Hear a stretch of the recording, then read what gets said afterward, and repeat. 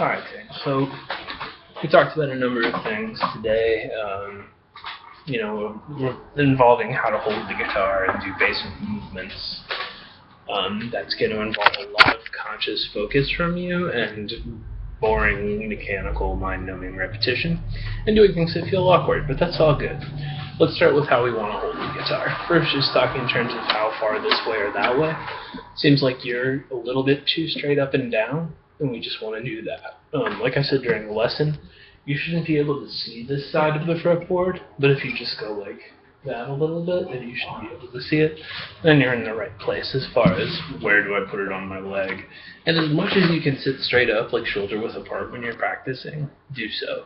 If it feels intuitive to put one of your feet on like a phone book or something at this point, that's also fine, but only if it really feels intuitive. So then we talked about how to hold the instrument, where the way it looks implies I'm going to put it smack in the middle, and then that happens. What we want is a position where even if I let go here, because it's leaning against my body, the fretboard will sit in a position where it's more ergonomic for us. If it's down here, it's like all the way over there, and then this weird position, which has led to a lot of the arm, elbow weird stuff that we ran into during the lesson. So there we are. And like we said, right arm wise, you're going to swing it around the instrument, not in front of the instrument. This bone resting on top of the instrument such that it just sits here exactly where we want it. And then our right hand is free to do that. What you're going to want to do instinctively is be more out in front of the instrument. So we do mean just like I'm resting this part of my arm on it, and then I do things here. So just maybe stop, pause the video, and try to get to where you're holding your guitar as I am. And that's, just including, not literally steadying it like this. Cool. So maybe just pause and do some playing. Right hand wise, we're going to be using a wider range of motion than you'd anticipated, which, like we talked about, the way guitar looks implied that we move way more in that range of motion, when in reality it's another thing we talked about while we were on the subject was the reaching over with one hand and doing it, or worst case scenario, going and just being sure you at least can hear the string still ringing out while you are working on it. Just give yourself some sonic reference point and just tune decisively, and I think you'll surprise yourself that you'll go right to it. Just never be twisting a peg when there's no sound coming out of the instrument. I know it seemed like the thing to do.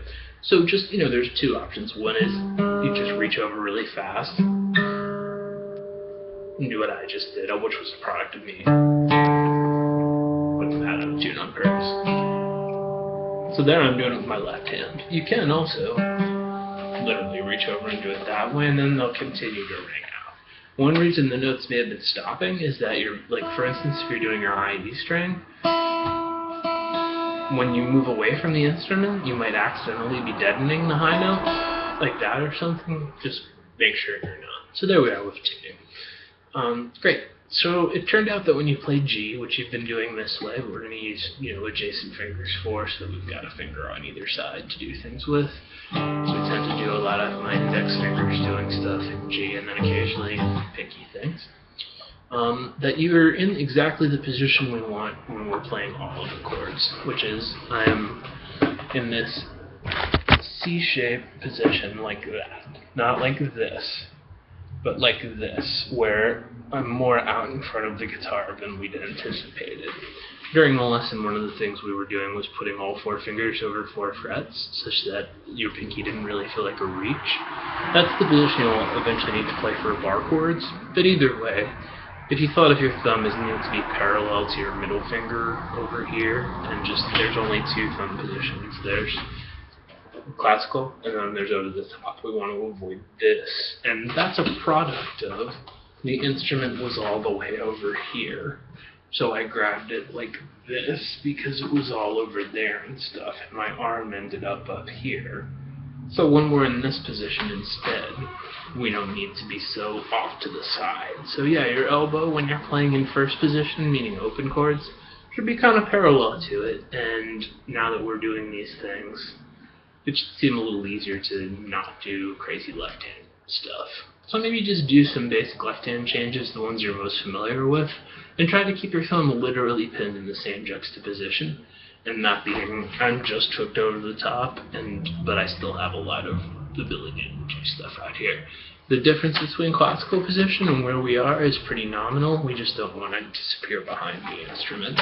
So it seems like something you might have been doing is having your arm and shoulder a little higher than they want. You don't want to rest it on your leg, but you want it just like at rest. And that sort of pulls us down and out in front of the instrument accordingly. So there you go. That's how to hold an instrument. And it's most difficult in first position because we're dealing with the end it feels all over their things. Let's actually use our song from today.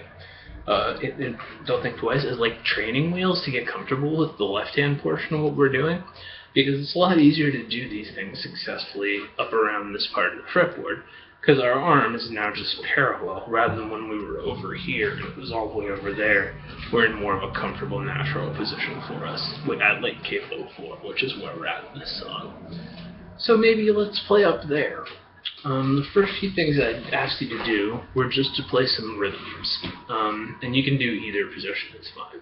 So grab your new G, and just thinking about this wider range of motion than we'd anticipated, where we're hitting it like a drum, not like a harp, trying to hit every single string with the same amount of velocity. You know, try just some downs, and just think of it as a wind-up. Don't steady your pick here and then do it. Just do it. Just go for it. Like you don't care if you miss the instrument or hit the strings too hard or whatever. And accordingly, our first rhythm was just. If you want to assign some up motion to coming back up, you could as well.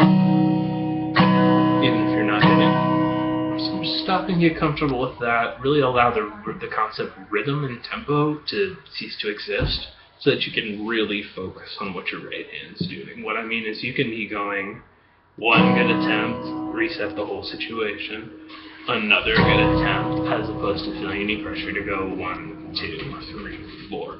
Again, it's like that I'm memorizing the dance steps versus I'm dancing mentality, and our whole approach is going to be working small sections using that approach. Rhythm 1. Rhythm 2. Down, down, or rather down, down. Now that upward motion we're hitting.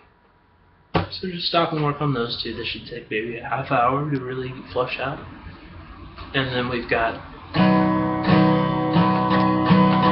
which turns out it's the rhythm to Don't Think Twice. 1, 2, 3, and 4. And down, down, down, up, down, up. We also did rhythm 4.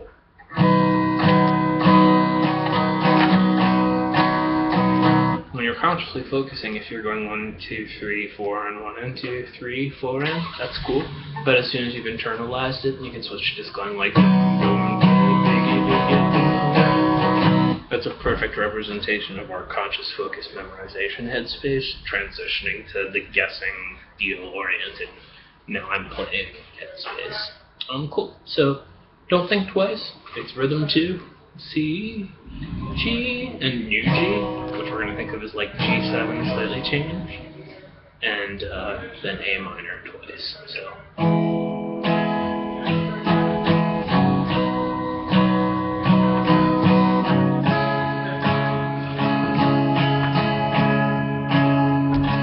then we're just going to pretend it repeats there.